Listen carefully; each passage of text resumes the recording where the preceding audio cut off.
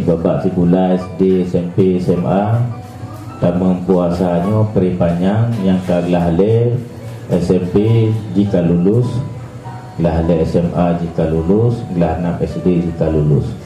Anak mit yang lulusnya tugas katanya tak usahakan, tak upayakan berhasil dapat kena udaya dengan sekuat tenaga katanya. Jadi maka dalam halnya perlu kedewasaan sipu harapan Tuhan